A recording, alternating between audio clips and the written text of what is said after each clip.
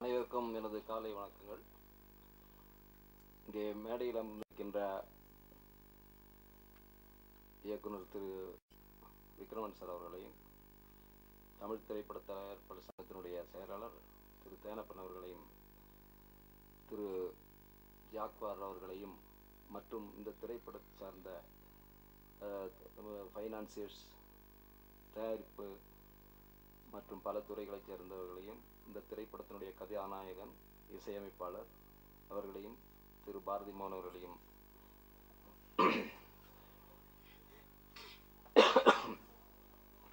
இந்த விழாவிற்கு நான் வர்றதுக்கு ஒரு முக்கியமான ரீசன் இருக்கு. என்ன ரீசன்னா, பாண்டியன், இந்த படத்தினுடைய டைரக்டர் பாண்டியன் அவர்கள் முத என்கிட்ட அவர் தான் ஒர்க் பண்ணார். அப்படி ஒரு உழைப்பாளி. அதை நம்ம முகஸ்துதிக்காக சொல்ல, இப்போ கொஞ்சம் ஆள் நல்லா குண்டா இருக்காரு, அப்புறம் ரொம்ப ஒல்லியா இருப்பாப்புல, சுறுசுறுப்பா தேனி மாதிரி ஒர்க் பண்ணுவாப்புல. ஒரு படத்துக்கு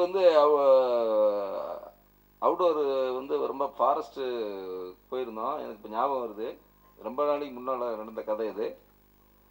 அங்கே ஷூட் பண்ணிட்டு இருக்கோம். அப்போ கேமராமேன், மிகப்பெரிய ஜாம்பவான் கேமராமேன் அசோக் குமார் அவர்கள், மிகப்பெரிய படங்கள்லாம் பண்ணியிருக்காரு என் படத்துக்கு. அப்போ அங்கே கொடகு ஹில்ஸ், அந்த கொடகு, அதாவது கர்நாடகாவுடைய இன்டீரியர் ஃபாரஸ்ட் ஏரியா. அது இந்த மூங்கிலேயே பாலம் போட்டு செட்டு போட்டு ஒர்க் பண்ணிட்டு இருக்கோம். அப்போ பெரிய ரிவர், கபினி ரிவர், இப்போ தண்ணிக்கெல்லாம் நமக்கு வருது அந்த ரிவர், அந்த ரிவருக்கு ஆப்போசிட்டாக செட்டில் பாலம், மூங்கிலேயே பாலம் போட்டிருக்கோம். அப்போ யூனிட்டில் இருக்கிறவங்கெல்லாம் கேமராவை தூக்கி அந்த வழியாக நடந்து வரும்போது, எப்போவுமே ஒரு யூனிட் மூவ் ஆச்சுன்னா ஒருத்தர் போக மாட்டாங்க, எல்லாம் கண்டினியூ போவாங்க. பட்டப்பட்டன்னு பாலம் உடஞ்சி போயிடுச்சு, கீழே வர தண்ணி.